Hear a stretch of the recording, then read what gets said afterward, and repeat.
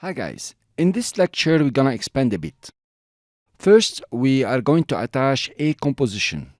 If you double click on the radar composition, you'll notice I designed something here, very simple motion graphics. Now it will be interesting to attach this radar just on the top of the mast here. That's what we are going to do. And then we are going to create a track point that is not so good. And I will show you how to work on it. Remember before here we just deleted the keyframes because there was nothing to track. But from time to time the tracker and the track point will play games on you, so you need to learn how to fix it. So we select our layer, and of course you go to your layer panel. I will zoom to 100%. And you need another track point. So I will click on track motion. Here you are. I have another tracker with track point 1. You notice the tracker here 2 with its track point 1. What will be nice is to rename it for no confusion at all. You press enter, and let's say here we say radar point. Now we know what we're doing here. So click on the track point and make it nearer to the mast on top here. Press Alt or Option on the Mac and scroll so I can zoom in. Let's put it just on top of the mat. Here you are. Okay, that seems good. Let's adjust it a bit. Okay, this is cool. Somehow your choice. I really cannot, guarantee it's gonna be good. But I can try. Fit to 100%, and the only thing we have to do now is to click on Analyze Forward. Now let's look at the radar point here. Notice here it's doing some games, going up and down and so on, then it goes straight.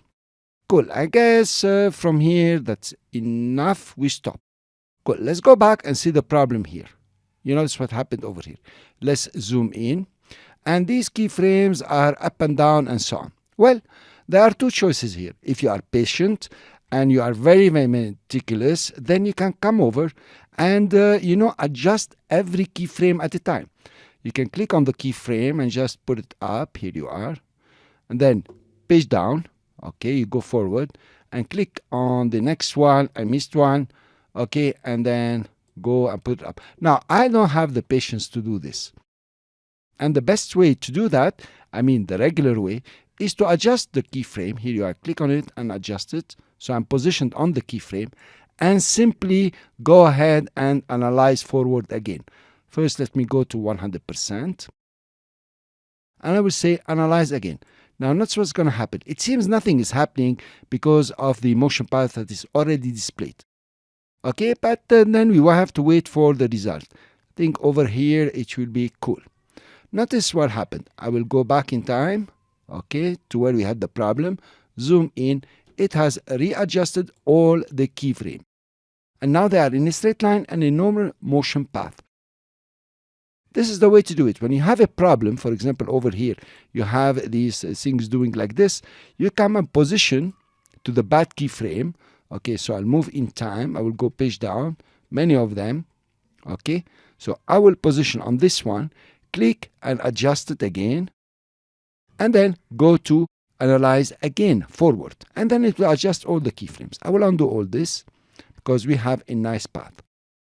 So now that we have our next tracker, that is the radar point, let's attach the radar composition to this radar point. First thing you have to do is to click and drag and drop it inside the composition. You can drop it, if you like, under the pole. That will be more interesting, in fact, keeping the pole, on top.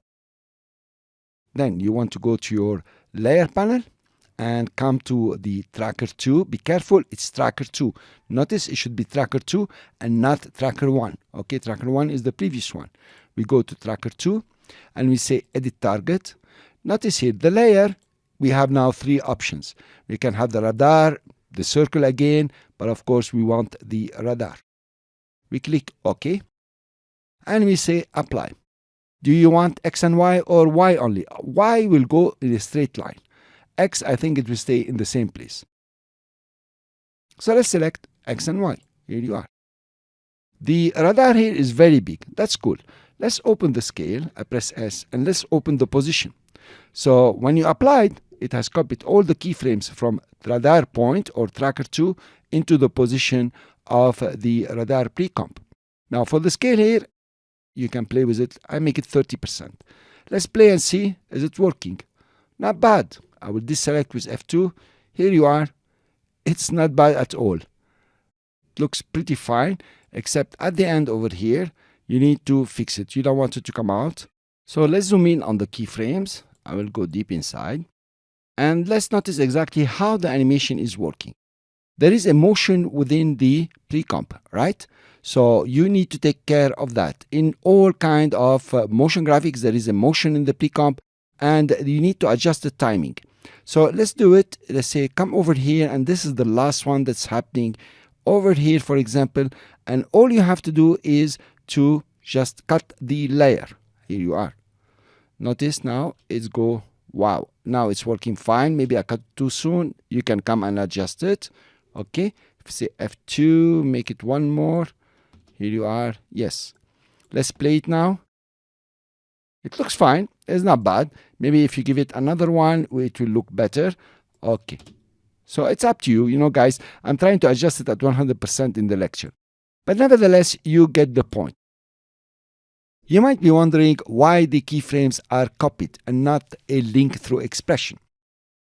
Having the keyframes here will give you much more, I would say, manipulation power to adjust the keyframes the way you want, and even to move the whole position. If you decide, okay, I'm going to move the whole position here, you can just move it over here. You notice if you had an expression, it's not going to be easy. So now you have the radar just over here. I will undo that. Okay, so duplicating the keyframes is pretty intelligent, I found it, and pretty practical, so you can manipulate the motion the way you would like. So the concept goes, you track, you finish tracking, you use the keyframes after you have applied it to the target.